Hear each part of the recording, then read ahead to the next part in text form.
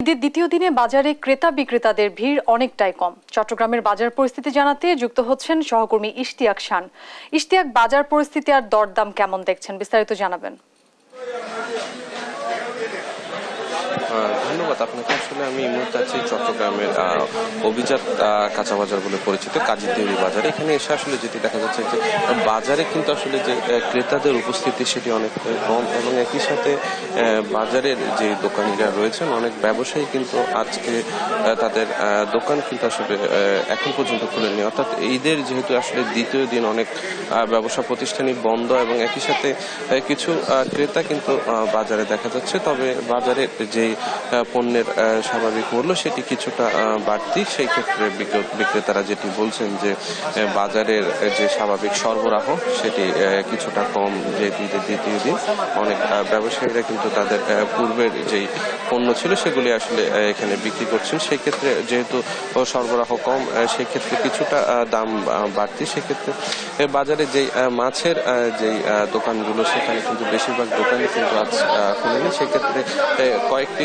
দোকানে আসলে যে ব্যবসায়ীরা রয়েছেন তারা যে মাছ বা পণ্য নিয়ে তাদের এখানে আছেন, কিন্তু তারা কিন্তু অনেকটা অধিক দামে বিক্রি করছেন। সেই ক্ষেত্রে বাজারে যে আজকের বাজারে যে চিংড়ি সেটি কিন্তু প্রতি কেজি বিক্রি হচ্ছে, ছোট চিংড়ি বিক্রি হচ্ছে 900 থেকে 1000 টাকা, এবং বড় আকারের চিংড়িগুলো কিন্তু 1000 থেকে 1600 টাকার উপরে আসলে বিক্রি হচ্ছে প্রতি কেজি, এবং অন্যদিক থেকে মাঝারি আকারের চিংড়ি বিক্রি হচ্ছে 1300 টাকা প্রতি কেজিতে, এবং অন্যদিকে যে রূপচাঁদা মাছ রয়েছে তা বিক্রি হচ্ছে 1100 থেকে 1700 টাকার মধ্যে, এবং বড় আকারের যেই রূপচাঁদা মাছ রয়েছে সেগুলো কিন্তু বিক্রি হচ্ছে 16 থেকে 1700 টাকা প্রতি কেজিতে।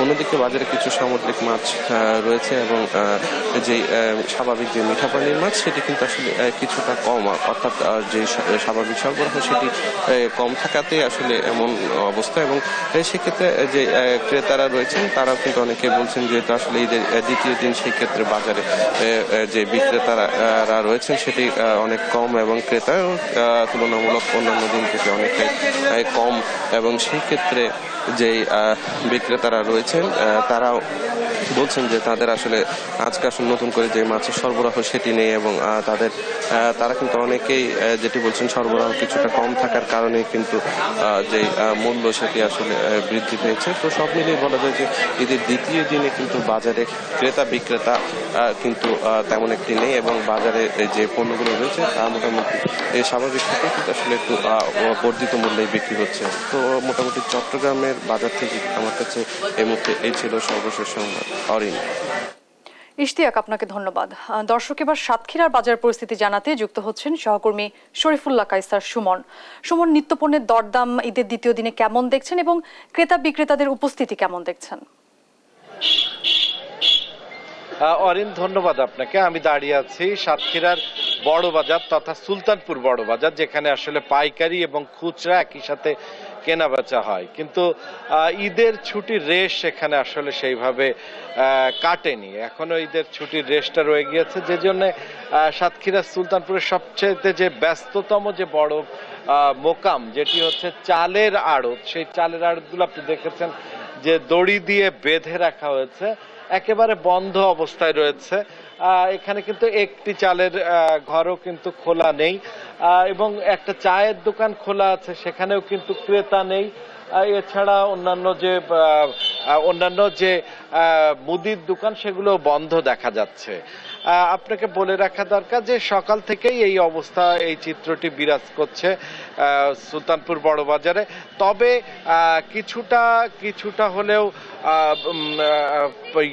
কাঁচা বাজারে কিন্তু লক্ষণীয় কিছু লোক দেখা যাচ্ছে। আমি একটু কাঁচা বাজারের দিকে দেখানোর চেষ্টা করছি, সেখানে কিন্তু কিছুটা লোকজন রয়েছে, তাও খুবই স্বল্প সংখ্যক বসে আছে। কিন্তু বেশিরভাগ বড় বাজারের অন্যান্য স্পটগুলো কিন্তু বন্ধ আছে, এবং প্রয়োজনীয় জিনিস কিনতে এসে কিছু ক্রেতা আসছে, কিন্তু তারা কিন্তু হতাশ হচ্ছে, এবং তারা কিন্তু এই যে বন্ধ দেখে ফিরে যাচ্ছে। এটি কিন্তু আসলে সাতক্ষীরার শুধু বড় বাজারের না, বেশ কয়েকটি বাজারেরই চিত্র কিন্তু এই একই রকম। অরিন, এই ছিল সর্বশেষ। সুমন, আপনাকে ধন্যবাদ।